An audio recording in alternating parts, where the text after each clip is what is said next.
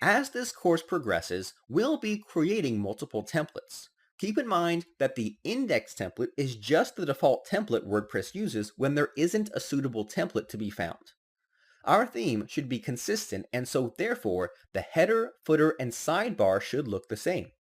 Our templates can get pretty big if we just copy and paste our header and footers. It would also be a pain to have to edit each template every time we made a change to the header. Luckily, WordPress provides a solution by providing a couple of functions for including different sections of our template. Let's create the required files first.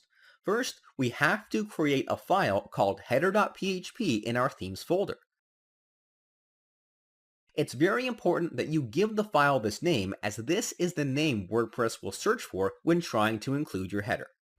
From the index template, let's cut everything from the doc tag to the closing header tags and then paste it into the header file.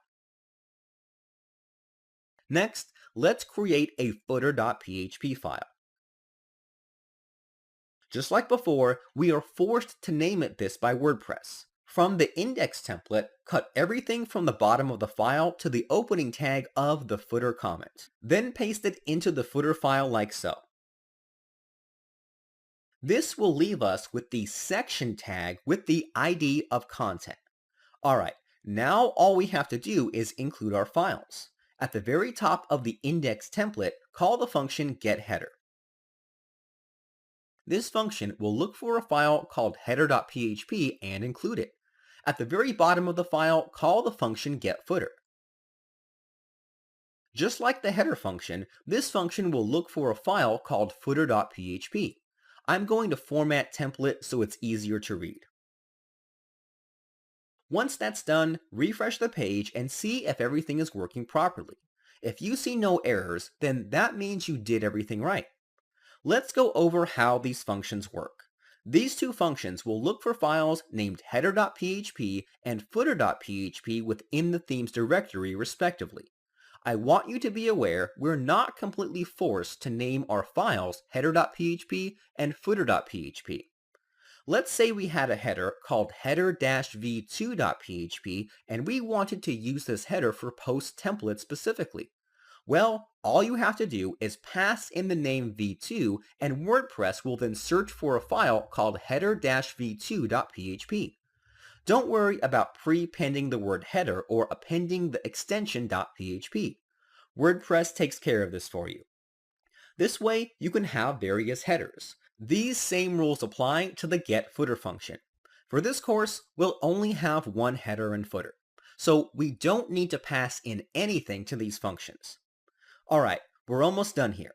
I want to do one thing, which is to allow any plugins or WordPress itself to add classes to the body tag. By doing this, you can take advantage knowing which features are active on the site with your CSS. Let's explore how this is done. The first step is to open the header template and inside the body tag, call the function bodyClass.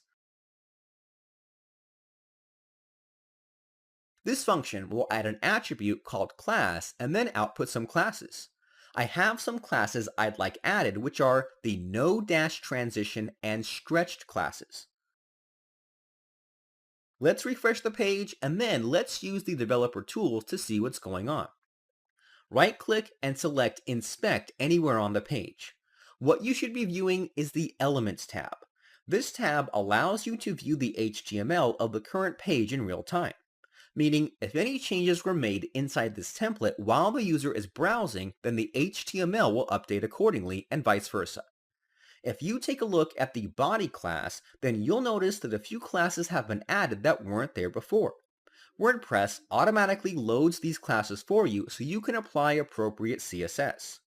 For example, the admin-bar class should appear if you are logged in.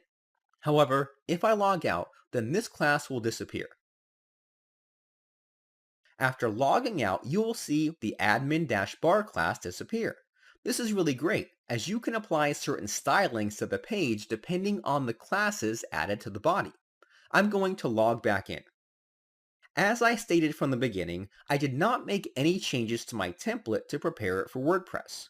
So even though these classes are loaded, there aren't any styles in my files that takes advantage of these classes. Using these classes is completely optional. Even though we aren't using these functions, there are plugins that do. This is an important point I want to make. Some features you add aren't just for WordPress or yourself. Sometimes you'll want to add features so plugins can extend how WordPress functions. I'm going to remove the body class function for a moment.